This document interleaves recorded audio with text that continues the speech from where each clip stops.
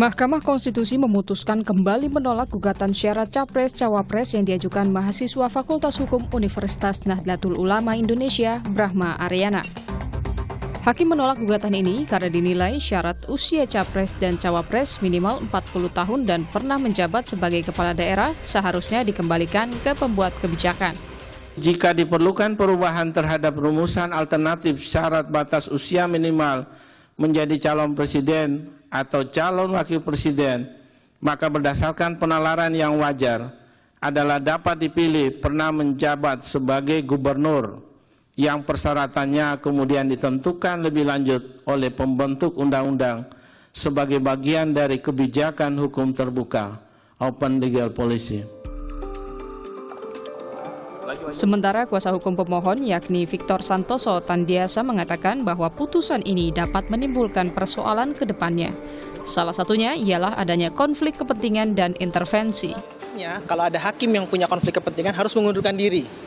Tapi itu kemudian menjadi dibiarkan, artinya dimaklumi atau bahkan dianggap biasa karena putusan MK sifatnya final dan mengikat. Padahal konflik kepentingan dan intervensi dari luar itu terjadi sebelum putusan. Nah, ketika sudah diputus, lalu putusan dinyatakan final dan mengikat, lalu kemudian tidak bisa dikoreksi, itu kan menjadi berbahaya.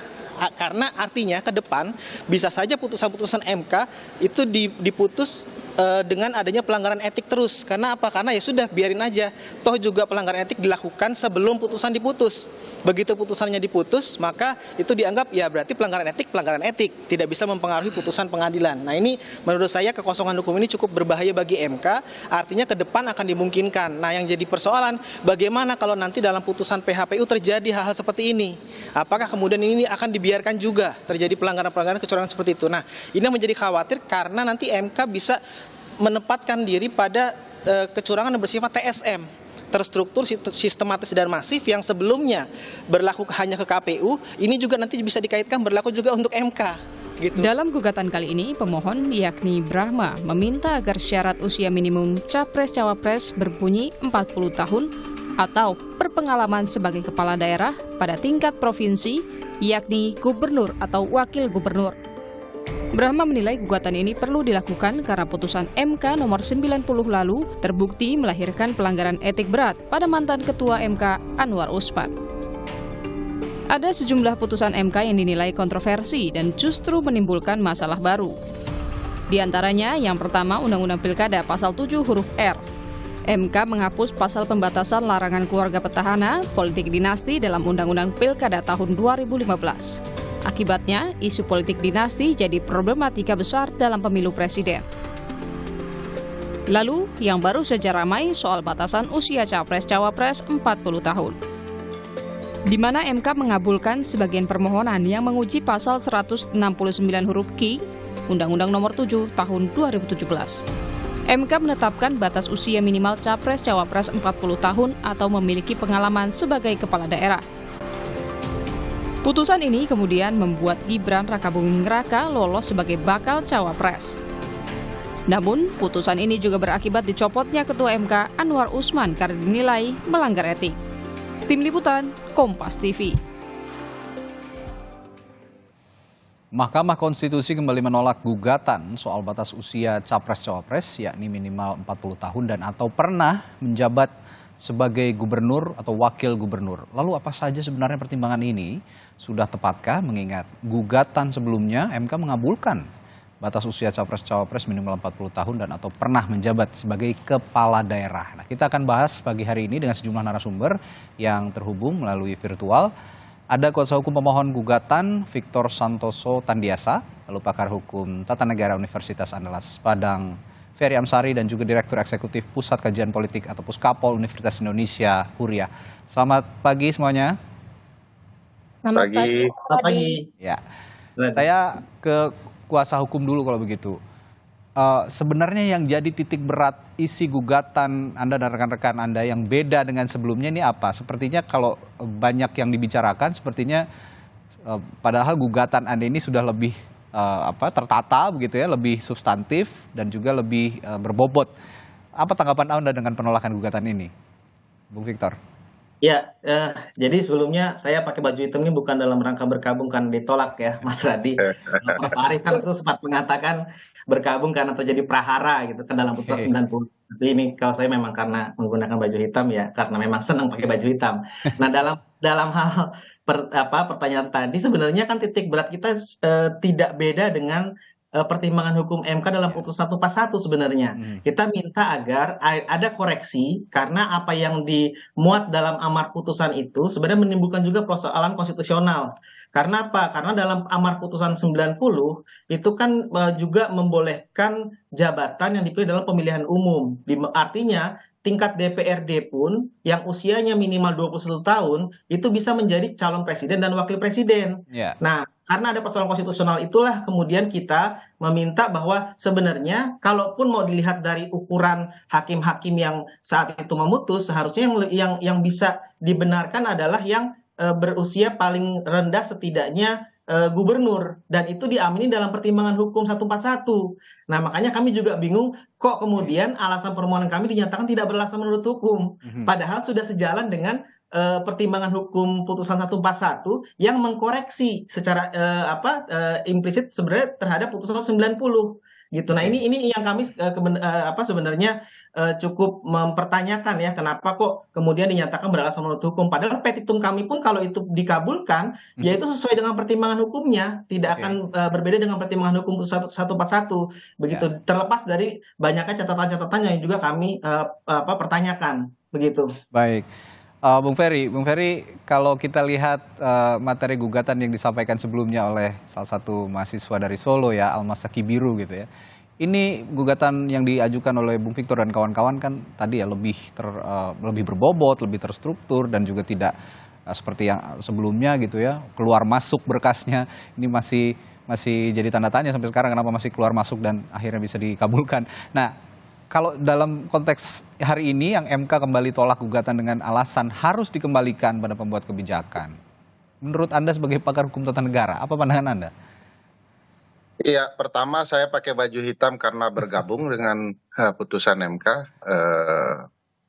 Kedua, Hmm. saya ingin mengatakan inilah ketidakkonsistenan Mahkamah Konstitusi dari berbagai putusan yang juga pernah dia alami oleh publik.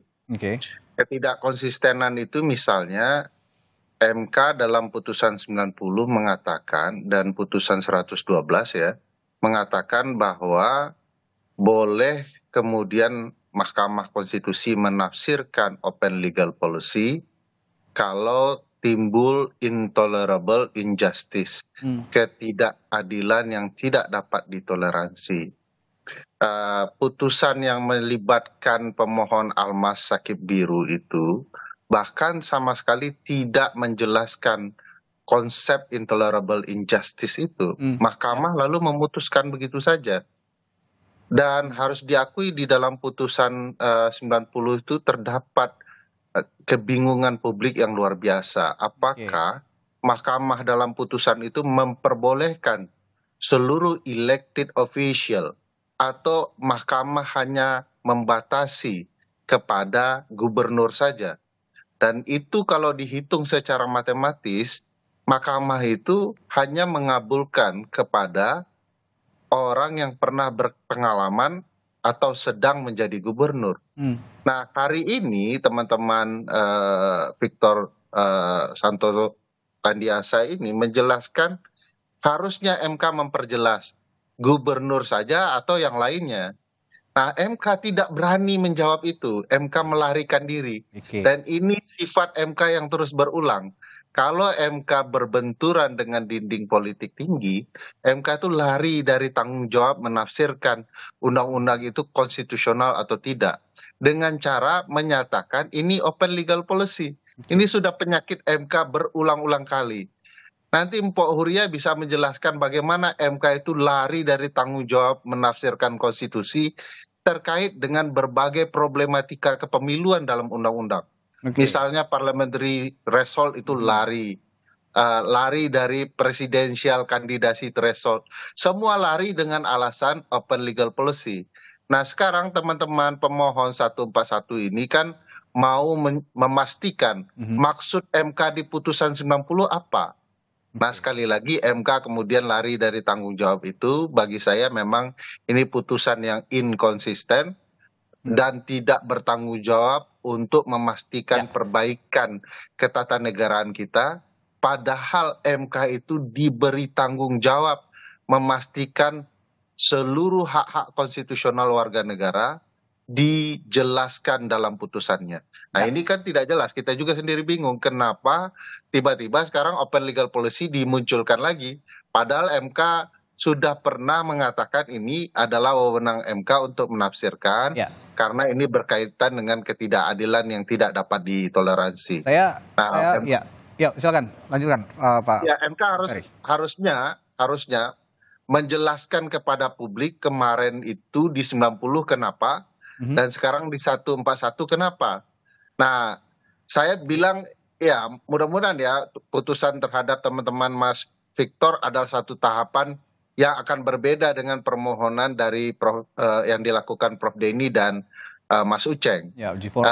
Kalau ternyata nanti putusannya memperbaiki berbagai hal, bagi saya tidak apa-apa. Mungkin bagi Victor dan teman-teman dicatat sebagai kekalahan, tapi secara batin sudah menang melalui putusan Prof Denny. Tapi kalau ternyata putusan Prof Denny juga berbeda, ini betul-betul musibah bagi ketatanegaraan kita, dan yang melakukannya adalah orang yang harusnya menjaga ketatanegaraan kita. Oke, saya menggarisbawahi kalimat Anda tadi, MK tidak berani dan lari dari tanggung jawabnya untuk menafsirkan konstitusi. Nah, dalam kalimat ini saya akan tanyakan ke Mbak Huria.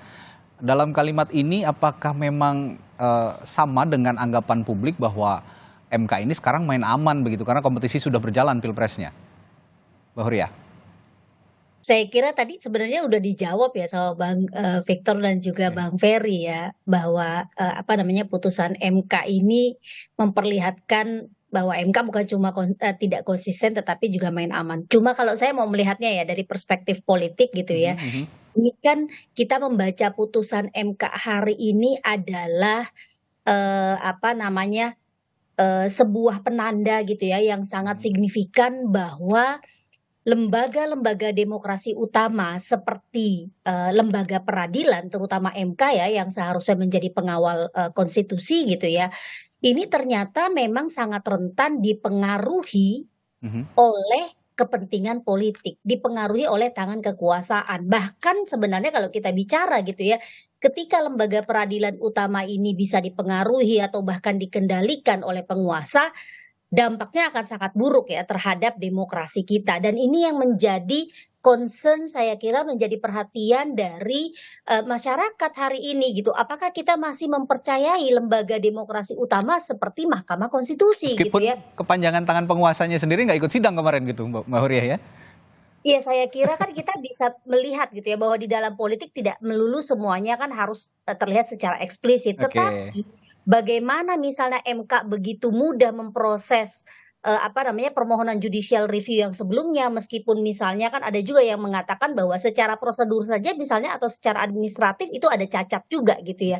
Begitu mudah prosesnya, sementara di dalam kasus-kasus lain yang tadi disampaikan oleh Bang Ferry juga, MK itu begitu rigid gitu ya, begitu kekeh gitu ya, memutuskan bahwa gugatan-gugatan yang berkaitan dengan kepemiluan itu semuanya diarahkan pada kewenangan DPR gitu ya untuk melakukan open legal policy itu. Tetapi dalam kasus batas usia capres-cawapres, MK bergerak lebih jauh. Nah kan publik bertanya, apa yang mendorong sebenarnya?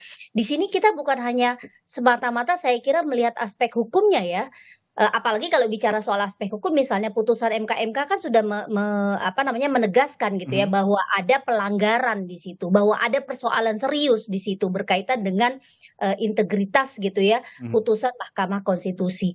Nah ini juga saya kira pertama kita melihat ini menjadi bagian pelengkap gitu ya dari tanda-tanda erosi demokrasi yang sudah terjadi di Indonesia sejak beberapa waktu belakangan. Yang kedua, ini juga tadi disinggung sebenarnya oleh Bang Victor ya, bahwa ketika MK putusannya kemudian dianggap sangat politis, tidak konsisten, orang akan meragukan apakah MK bisa dipercaya untuk memutuskan PHPU misalnya, karena ini kan sangat rentan gitu ya, ketika ada putusan MK yang dianggap cenderung berpihak gitu ya, atau memuluskan proses kandidasi salah satu calon, lalu kemudian nanti ada PHPU dan kemungkinan besar memang pasti akan ada PHPU gitu ya. Ya, Nah, bagaimana orang akan membaca netralitas, independensi, dan juga integritas hakim-hakim MK di dalam memutuskan? Itu yang saya kira bahaya ke depannya begitu, Mas Radi. baik.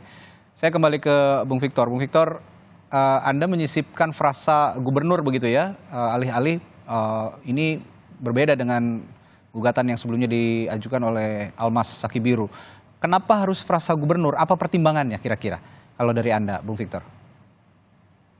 Iya, kenapa harus gubernur? Karena kita kan melihat ada concurring opinion ya, artinya concurring itu kan punya alasan yang berbeda dan menurut kami itu pun lebih logis karena Oke. jarak antara gubernur dengan presiden itu tidak terlalu jauh dibandingkan dengan wali kota. Apalagi kalau dibandingkan dengan orang yang menjabat pada tingkat pada jabatan DPRD tingkat kabupaten kota itu 21 tahun sudah bisa menjadi anggota DPRD pada tingkat kabupaten kota. Nah, kalau Oke. itu tidak dijelaskan secara eksplisit pada bagian mana, maka itu akan menjadi persoalan secara konstitusional. Karena ini kan kita mau mengurus ratusan juta masyarakat Indonesia dengan berbagai macam polemiknya gitu kan, dengan berbagai macam permasalahannya. Sehingga MK pun dalam pertimbangan hukumnya juga mengakui bahwa yang paling tepat itu ya sebenarnya jenjang karir politik itu ya pada tingkat gubernur atau telah berpengalaman menjadi gubernur, setidaknya usia 30 lalu kemudian menjabat 5 tahun sudah 35,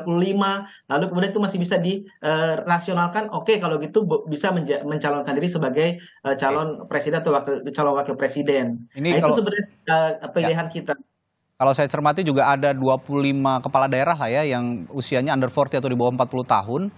Tapi kalau saya lihat yang maju di pilkada provinsi atau jadi cagup gitu ya, sepertinya nggak ada yang menang. Pun ada yang menang hanya sebatas wakil gubernur. Ini ada di Jawa Timur yaitu Mas Emil Dardak. Selebihnya ini di levelnya bupati dan wali kota. Jadi memang cukup masuk akal begitu ya, Bung Victor. Kenapa harus gubernur? Karena jenjang politik itu tadi yang dipertimbangkan tidak terlalu jauh dengan jenjang presiden. Oke, saya ke Bung Ferry. Bung Ferry begini, ada yang menarik dalam putusan 141 ini yang sejatinya meski ditolak, tapi sebenarnya isinya mengubah putusan 90. MK mengubah pendirian hukumnya soal syarat alternatif usia calon di Pilpres dengan menyatakan itu kewenangan pembentuk undang-undang. Nah, namun jabatan gubernur adalah syarat alternatif paling dekat. Kalau ada perubahan syarat usia capres, maka berlaku untuk pemilu berikutnya. Nah, ini di pemilu 2029 ya, bukan 2024. Jadi kalau ke depan anggota DPRD nggak serta-merta bisa nyapres, kalau belum 40 tahun, nah ini Anda melihatnya perbedaan ini apa analisis dari Anda soal ini? Iya, kalau saya sih sebenarnya MK di 90 itu sudah mempertegas bahwa pilihan mayoritas itu hanya untuk yang pernah atau sedang menjabat sebagai gubernur. Oke. Itu eksplisit sebenarnya kalau dibaca putusan MK itu secara baik-baik begitu ya. Dan itu yang mau diulang oleh Victor dan teman-teman. Anehnya MK kemudian malah berpikir berbeda, itu yang membuat bingung ya. Padahal di putusan 90 itu jelas bicara gubernur dengan alasannya. Apa alasannya? Sederhana. Seorang gubernur itu sudah pernah menjadi wakil pemerintah pusat di daerah. Ya, betul. Sehingga oleh karena itu masuk akal orang yang sudah pernah berpengalaman mewakili pemerintah pusat, dalam konteks ini presiden, di daerah, maka dia juga bisa maju karena pengalamannya itu untuk pemilihan presiden. Oke. Logis sebenarnya dan dipertegas dalam permohonan Victor dan teman-teman. Anehnya mereka ya malah kemudian kembali ke cerita lama soal open legal policy itu. Nah, ini yang menurut saya dan beberapa teman-teman inkonsistennya MK dalam putusan-putusannya. Dan ini sebenarnya kalau Mas Randi lihat baik-baik, ini cuman shifting saja dari presiden dengan rekayasanya dan Mahkamah Konstitusi itu sendiri. Oke. Kenapa disebut shifting? Ya sederhana begini, sudah berhasil sang anak untuk menjadi calon wakil presiden, maka selesailah urusan untuk memposisikan ini.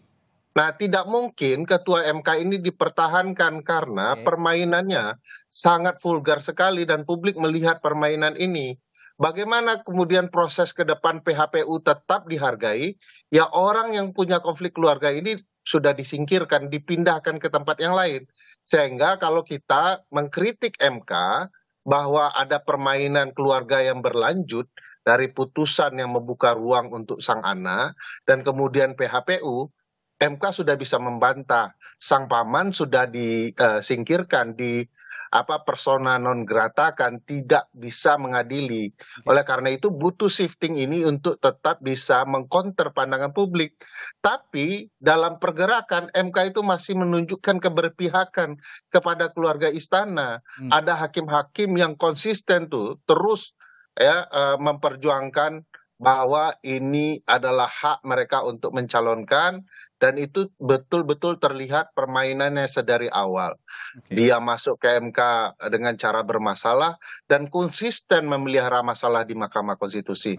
Saya yakin di PHPU besok drama ini akan berlanjut Ya. dalam berbagai putusan-putusan MK dan memperlihatkan bagaimana permainan bernegara kita betul-betul konyol. MK sekarang sedang dibelenggu, termasuk putusan ini mungkin bagian dari belenggu terhadap MK yang dilakukan oleh pembentuk undang-undang, dalam hal ini pemerintah dan DPR melalui revisi undang-undang MK. Jadi ini dramanya terlihat ya. MK sebagai peradilan yang mestinya menegakkan dan melindungi tidak berani apa-apa. Kita publik pun hanya bisa mengutuki betapa buruknya Mahkamah Konstitusi dan Presiden kita. Ya, saya tertarik pernyataan Bung Ferry juga tadi soal shifting ya, karena kalau mengartikan kalimat Bung Ferry tadi bahwa sebenarnya sejatinya putusan 90 itu benar-benar hanya untuk konkretnya begitu ya, untuk menggelar karpet merah untuk anak presiden Gibran Rakabuming Raka maju sebagai cawapres. Nah, ini meskipun ada perbedaan dalam putusan 141, apakah memang betul itu menjadi hanya pembeda saja karpet merah dan tidak karpet merah begitu? Saya akan tanyakan ke Mbak Huria, tapi setelah jeda ya Mbak, di Sapa Indonesia Pagi tetaplah bersama kami. Ini bukan karpet merah lagi, Mas.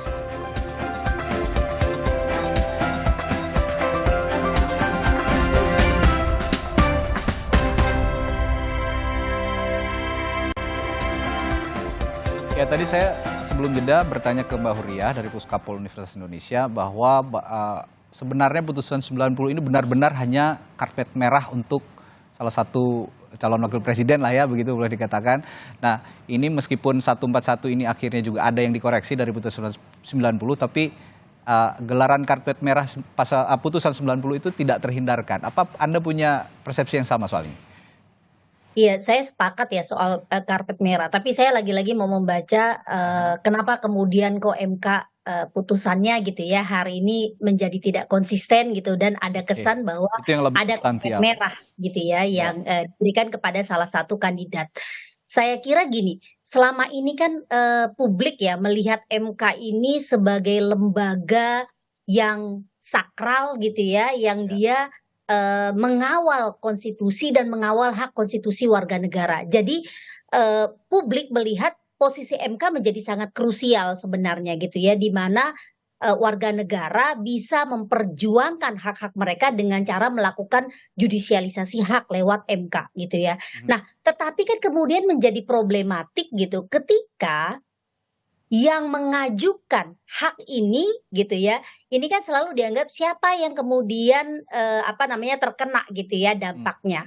Nah, putusan MK yang lalu ketika mereka membolehkan gitu ya syarat cawapres itu diturunkan, membuat publik bertanya, hak warga negarakah yang sebenarnya sedang tersandra gitu ya oleh undang-undang pemilu, atau hak salah seorang gitu ya, elit politik yang punya kepentingan untuk maju di dalam kandidasi pemilu 2024.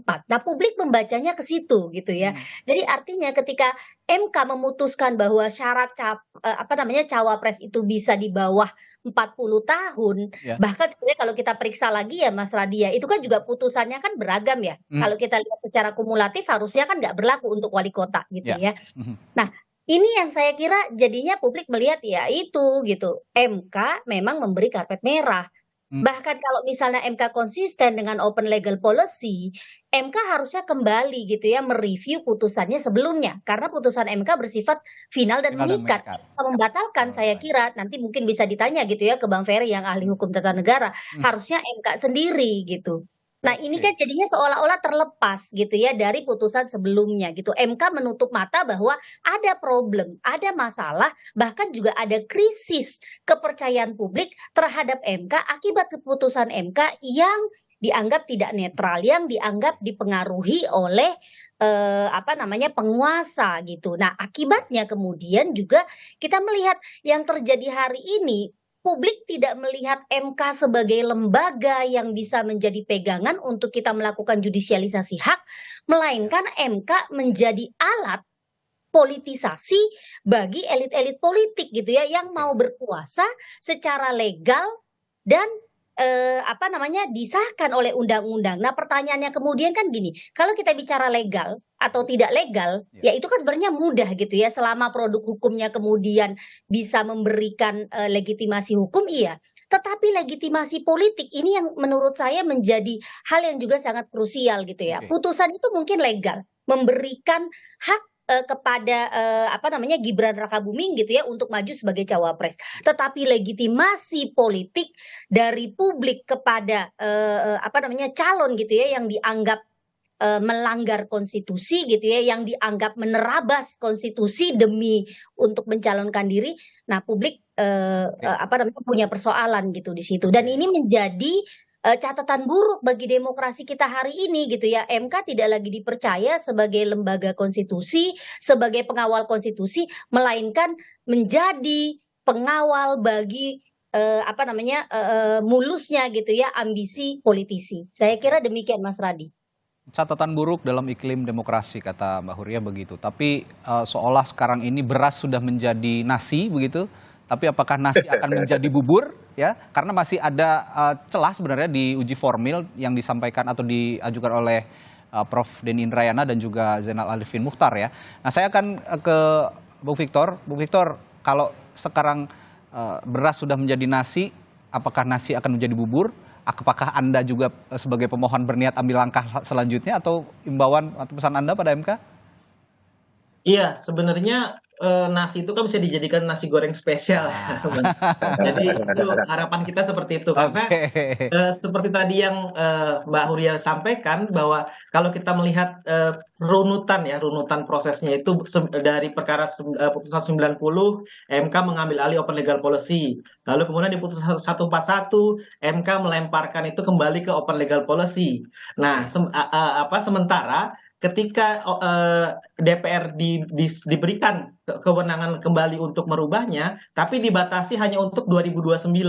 Nah, artinya ini kan seperti kayak ya memang saya khawatir publik semakin meyakini bahwa memang putusan 90 itu diputus hanya untuk mengakomodir kepentingan calon yang berkepentingan. Nanti di pemilu berikutnya ya harus dibatasi gitu kan. Jadi hanya dibuka hanya untuk pemilu saat ini melalui putusan 90. Nah, ini yang memang cukup kita sayangkan gitu kan. Karena kalau kita melihat niat baik dari pemohon sebenarnya bisa saja digunakan oleh MK untuk membalikan atau mengembalikan marwah MK. Tapi sayang itu tidak diambil oleh Mahkamah Konstitusi, malah dengan putusan seperti ini akan semakin membuat persepsi publik ini semakin meyakini bahwa memang ya itu karpet merah yang disediakan, toh juga nanti setelah ini selesai lalu kemudian di kemudian hari nggak boleh lagi wali kota mencalonkan diri sebagai calon wakil presiden, tapi harus di tingkat gubernur. Nah, ini yang kita sayangkan. Dan yang terakhir terkait dengan putusan ini, saya khawatir akan timbul dualisme putusan karena sama-sama mengikat kekuatannya. Putusan 90 mengikat, putusan 141 juga mengikat. Nah, putusan 141 tidak mematikan 90. Artinya dua-duanya ini memiliki kekuatan hukum yang mengikat. Nah, ini kan akhirnya menjadi persoalan dalam kemudian menafsirkan itu yang berlaku saat ini.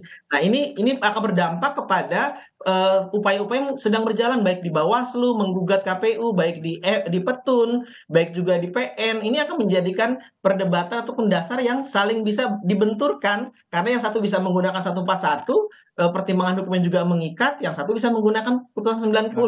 Nah, ini malah semakin menimbulkan polemik yang cukup tinggi ya kalau menurut saya di. Oke.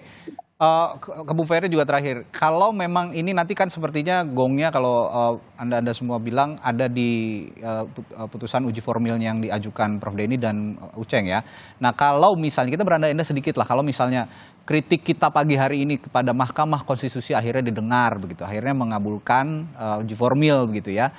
Dampaknya bagi proses pesta demokrasi Pilpres 2024 apakah bisa instan atau seperti yang dikatakan Prof. Jimli dari MK ini berlaku pada pertandingan berikutnya di 2029? Ya, cara berpikir Prof. Jimli dan Mahkamah Konstitusi dengan beberapa putusan yang menyertai itu mirip dengan pengaturan skor dalam mafia sepak bola di Italia. Okay.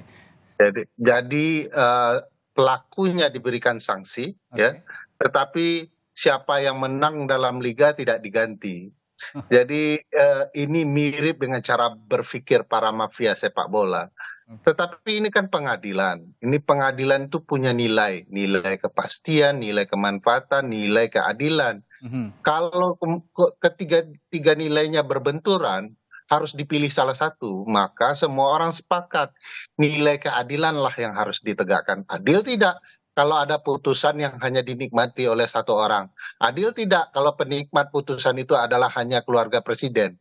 Adilkah kemudian bagi masyarakat dalam proses kepemiluan kita? Bagi saya tidak adil. Nah, mestinya dengan suasana seperti ini harus diingat kita pernah mengalami kebuntuan hukum. Dalam kasus di Mahkamah Agung ada kasus terkenal namanya Sengkon dan Karta. Begitu diketahui bahwa pengadilan melakukan kesalahan fatal, menghukum orang yang tidak bersalah, maka ada mekanisme baru yang dimunculkan dan menjadi tradisi bernegara kita. Muncullah konsep peninjauan kembali. Itu adalah tradisi ketika peradilan terbongkar melakukan kesalahan fatal dalam putusan-putusannya sebelumnya. Kenapa kemudian Hakim Konstitusi 9 negarawan yang mestinya bisa memperbaiki kerusakan moral anak bangsa, kenapa tidak bisa memperbaiki kerusakan moral di diri mereka sendiri dengan putusan yang baru, yang lebih baik? Saya khawatir ya pilihan-pilihan kata ini adalah diksi-diksi yang dibentuk untuk melanggengkan pilihan anak seorang calon presiden bisa maju. Sebab menurut saya kalau mau memperbaiki, diksi seperti ini tidak diperbaiki. Bisa dipakai 2029 seperti Prof. Jimli, karena tahapan sudah berlangsung. Loh, sekali lagi, putusan 90 itu juga diputus saat tahapan sedang berlangsung. Kenapa putusan 90 saat tahapan sedang berlangsung boleh untuk anak presiden, tetapi tidak boleh untuk keadilan? Jadi aneh bagi saya. Baik. Nah kalau tadi saya tanyakan apakah memang masih ada kans untuk diperbaiki dalam kontestasi Pilpres ya, harusnya ada atau tidak? Ini sepertinya ya tetap masih ada harapan begitu ya jika MK memang benar-benar berani untuk mengabulkan uji formil yang diajukan Prof. Denny dan juga Prof. Nah, itu good point-nya tuh Mas Randi. Baik. Berani tidak? Berani atau tidak? Nah, tapi saya akan bertanya terakhir juga ke Mbak Huriah, kalau ini kita berandai-andai lagi, kalau MK akhirnya ya bebal gitu ya, boleh dikatakan akhirnya ya tetap saja menolak uji formil gitu. Ini kan jadi presiden buruk seperti yang kita bicarakan pagi hari ini. Ini ke depan kita bicara agak sedikit ke depan akan ada PHPU ya, ada gugatan PHPU nanti setelah pemilu berlangsung begitu. Kalau MK-nya sudah begini sekarang, Mbak Huriah melihat ke depannya menghadapi PHPU yang sepertinya akan masif begitu ya jika MK-nya seperti ini. Apa yang akan terjadi? Ya, yang membedakan ya antara pemilu di dalam negara demokrasi, di dalam sistem demokrasi dengan sistem yang non demokrasi kan, di dalam sistem demokrasi orang mengakui hasil pemilu gitu ya. Orang menyalurkan kemudian konflik perebutan kekuasaan itu dengan cara yang beradab melalui pemilu dan menyelesaikan perselisihannya juga lewat mekanisme yang dipercaya gitu ya. Ketika kontestan kemudian juga peserta pemilu yang lain lalu publik bisa menerima hasil pemilu. Nah, ini kan sebenarnya masih bisa menjaga demokrasi kita. Seperti yang tahun 2019 lalu misalnya ya kan ada sengketa Pilpres juga. Tetapi ketika itu sudah diputuskan MK masih menjadi lembaga yang bisa dipercaya oleh publik. Hari ini ketika kepercayaan publik itu terkikis kepada MK, saya terus terang sangat khawatir gitu ya. Kalaupun misalnya sengketa hasil pemilu ini kemudian dibawa ke MK, putusan MK tidak akan dianggap sebagai putusan yang adil, menjaga hak konstitusional semua warga negara. Apa yang kemudian bisa terjadi? Konflik tentu saja bisa muncul gitu ya. Oke. Cara-cara yang tidak beradab gitu ya, di mana kemudian konflik antar pendukung, dan ini kan tentu saja walaupun kemungkinan besar konfliknya terjadi antar pendukung, tetapi kita tahu aktor-aktor elektoral ada Ya. di atasnya gitu ya, mereka yang menggerakkan massa. Nah, yang terakhir sekali Mas Radi, saya mau bilang begini, Mhm. keberadaan MK itu kan sangat krusial di dalam mencegah gitu ya, menguatnya fenomena autokratik legalisme. Jadi ketika semua hal gitu ya yang dilakukan oleh pemerintah misalnya atau oleh aktor-aktor politik seolah-olah benar, seolah-olah sesuai dengan hukum, tetapi sebenarnya melanggar konstitusi, semakin menjauh dari konstitusi. MK kan harusnya mengambil peran di situ, mencegah hal itu terjadi. Nah, hari ini kok kita melihatnya jadi MK itu justru gitu ya, jadi ikut-ikut gitu ya melakukan autokratik legalisme. Dengan apa? Dengan menyalahgunakan sebenarnya ya, kalau saya bilang menyalahgunakan kewenangan MK untuk memutuskan sesuatu secara final dan mengikat, tetapi keputusannya problematik dan melanggar sebenarnya gitu ya, melanggar konstitusi dan juga semakin jauh dari prinsip-prinsip demokrasi. Itu bahaya hari ini saya kira, dan kedepannya orang mungkin akan berpikir sudahlah MK dibubarkan saja gitu, karena nggak ada gunanya ini lembaga. Oke, ya ujung-ujungnya kalau tadi lihat perselisihan hasil pemilihan umum yang berpotensi menimbulkan gesekan, yang dikorbankan grassroots lagi, masyarakat lagi, publik lagi ya, konflik antar pendukung lagi. Ini yang sebenarnya kita sama-sama untuk hindari di penyelenggaraan pemilu kali ini, dan juga ini sepertinya kalau memang begini bertentangan juga dengan statementnya Pak Presiden Jokowi yang mengatakan bahwa pemilu ini harus dilaksanakan dengan riang gembira, dengan senang begitu ya, tanpa ada gesekan apapun. Semoga diskusi kita pagi hari ini, kritik kita kepada Mahkamah Konstitusi ini didengar. Masih ada celah satu lagi nanti uji formil yang diajukan oleh Prof Denny dan juga Prof Uceng begitu dari UGM. Semoga ini bisa menjernihkan kontestasi pemilu 2024 dan berjalan damai, demokratis begitu, jujur dan adil. Terima kasih kuasa hukum pemohon gugatan Victor Santoso Tandiasa, lalu ada pakar hukum tata negara Universitas Andalas Padang Ferry Amsari, dan Direktur Eksekutif Pusat Kajian Politik Puskapol Universitas Indonesia Huriyah telah berbagi persepsinya, berbagi perspektifnya di Sapa Indonesia pagi kali ini. Terima kasih, sehat selalu Bapak-bapak dan Ibu. Terima kasih. Terima kasih. Baik.